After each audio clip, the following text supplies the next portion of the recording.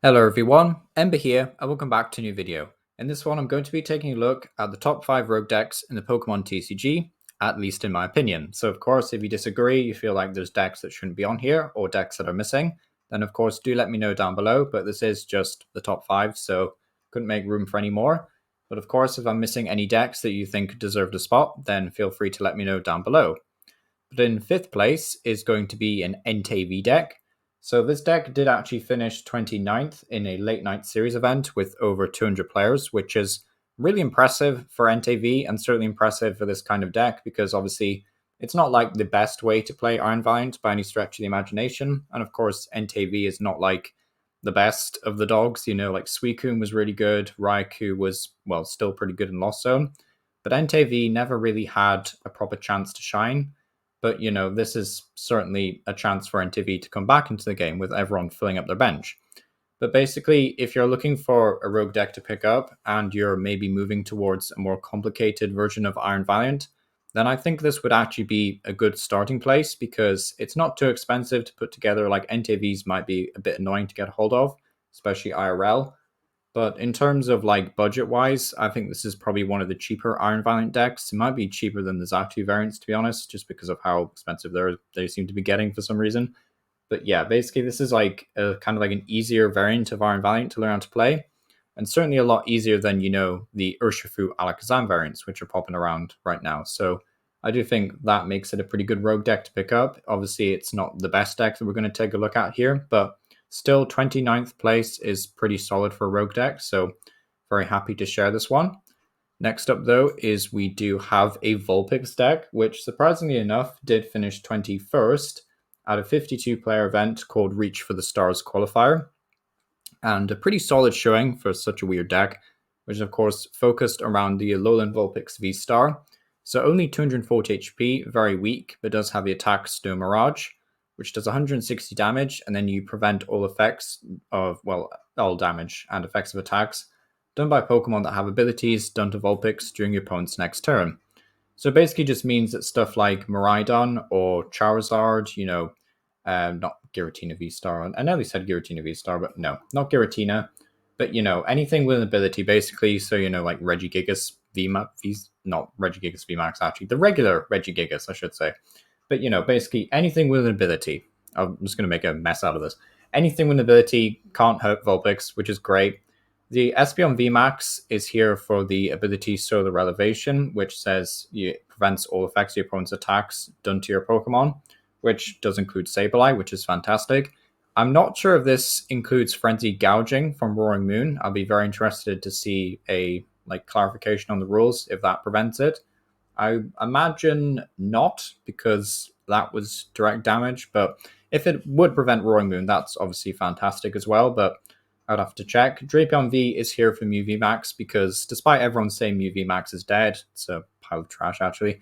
It's just not true. Mew VMAX is doing very, very well, and it's won several of these online events. So Drapion V here to respect Mew, and then Pidgeot V basically just so you don't deck out, because you're not doing a lot of damage, so your game pace is probably going to be quite substantially longer than most other games. So still a very cool rogue deck, pretty cheap to put together because, none of these cards are strictly very competitive. Stuff like Raining Greninja and Drapion may be a bit annoying and expensive, but aside from that, a pretty cheap deck overall in terms of rogue decks.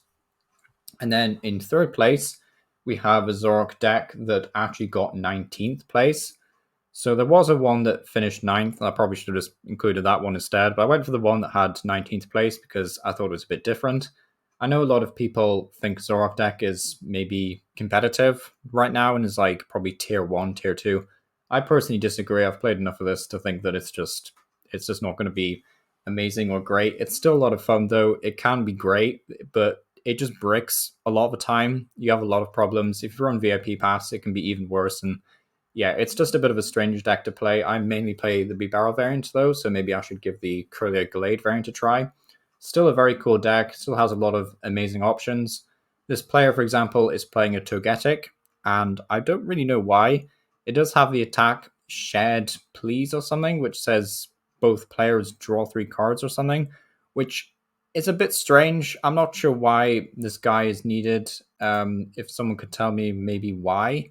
Maybe it's for deck out situations because it's, effectively a mill 3 if it wins you the game, but still a very strange win condition. And, I guess having counter capture means you could gust up something in the late game, potentially even do a deck out situation. But yeah, even Rogue Trio just seems a bit better at that point. But yeah, bit of a strange option, but something worth considering and bearing in mind. Also playing one Scyther because you kind of have to focus on Scizor. I mean, Scizor is just such a strong attacker these days. Hisuian Basculin, I think, is a bit too risky with Iron Valiant, but to be fair, there wasn't masses of Iron Valiant in that event anyway, so maybe it was worth it in the end. Still, interesting list overall, and I do think Zoroark is better than it was at least, but I do worry for this deck's future because, it is a bit bricky overall. In second place, though, I'd like to take a look at Klawf. Now, interesting enough, I would have said Klawf was more like a budget deck, really, but this Klawf deck did actually finish 12th place in the Late Night Series 200 player event, which is impressive for Klawf. I didn't think Klawf was capable of that, so pretty cool to see. It's paired up with Hisuian Electrode V, which basically does 100 damage for each special condition affecting Hisuian Electrode. So all you have to do is use a spicy seasoned curry, as well as a Brute Bonnet, and then Electrode V can do 200 damage for 0 energy because it doesn't have an attack cost. And this is nice because it just gives the deck essentially a 5th attacking option, or a 2nd attacking option, I should say, while also not taking up any of the precious double turbos, because I think this deck's biggest issue right now is that you can only play 4 energy, really. You could play basic energy and get like Raihan involved, but that becomes a bit awkward. I might try and experiment with some Raihans or like XP share at the very least, but again, seems a little bit awkward. So Klawf does have a bit of an energy problem right now, despite only requiring 2 energy. Still a very cool deck, though, very easy to play, easy to pick up.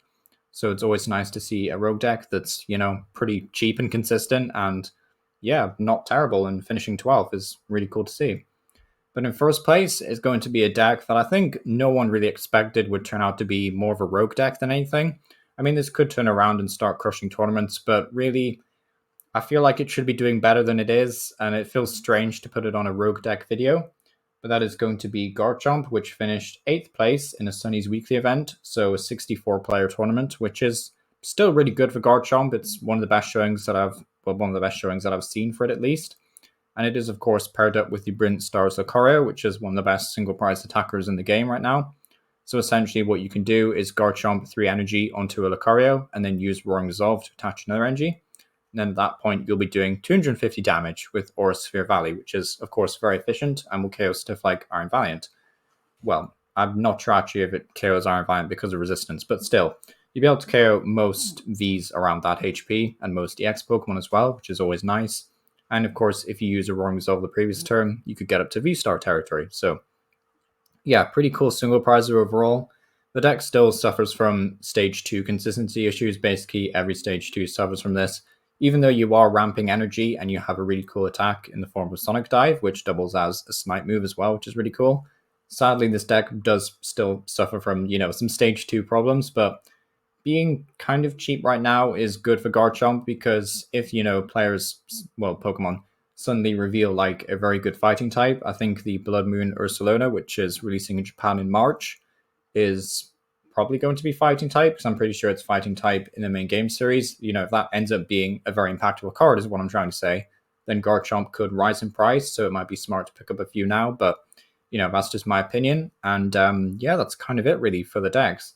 So yeah, thank you for watching. Let me know what you think down below. Is there any decks that should have been on the list? Any decks that maybe shouldn't have been on the list, could have been removed? And it's been Aaron Power, and thank you for watching.